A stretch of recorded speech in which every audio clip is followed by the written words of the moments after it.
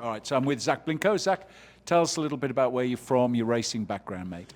So I started racing go-karts when I was 9 years old. On my 9th birthday was my first ever time in a go-kart.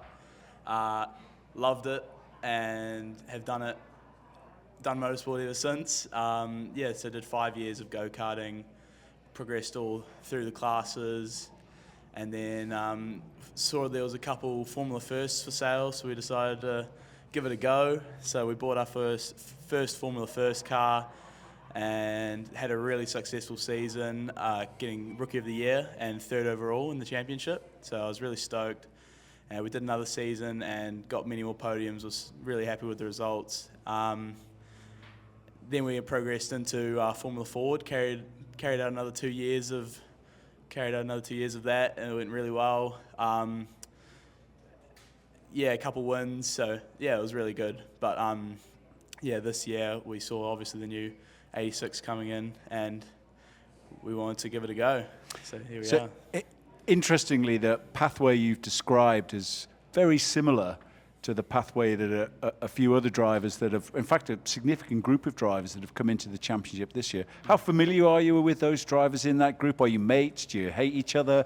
What's the dynamic like away from the racetrack? Because your careers have followed similar paths. Yeah, there's definitely a couple names that I've known since my first ever go. And since, we've all hopped into Formula First at the same time and also Formula Ford, and they've always been the same competitors. And it's quite funny that now in 86 they're still the main rivals, and like that's names like Mason Potter, Hayden Baccaris, a couple names like that have always been the main rivals. And we do all get along very well off the track, but on the track it's pretty competitive. But no, it's good. It's a good experience. So, I mean, that group, you'll have seen over the years how when that group goes into from karting to Formula First and Formula First to Formula Ford, even if there's sort of a little bit of less of an overlap in years, but you all end up racing each other at some point in the same cars together.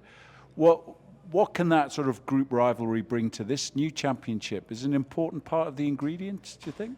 Yeah, well, I think it is pretty important. Like, it's going to be, obviously, there's nothing more that we want than to beat each other, and obviously, we're all very, very similar skill levels, and it's very close out on track. But at the end of the day, we really want to beat each other, so it's close. So you've had a couple of days here, a couple of days at Hampton Downs, yesterday and today. What have you learned about the car so far?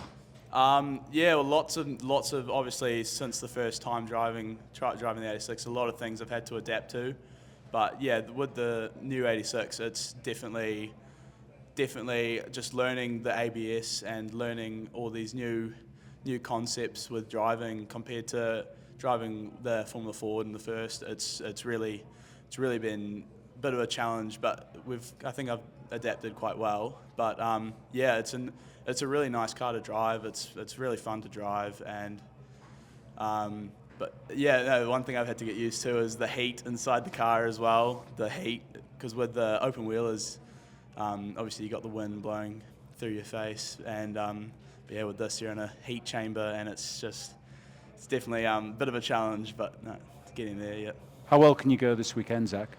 I think based on testing so far, I'm pleased with how we're going, and I would like to push for a good top 5 finish for the round, and even just go for the round win. I think it's possible. Yep.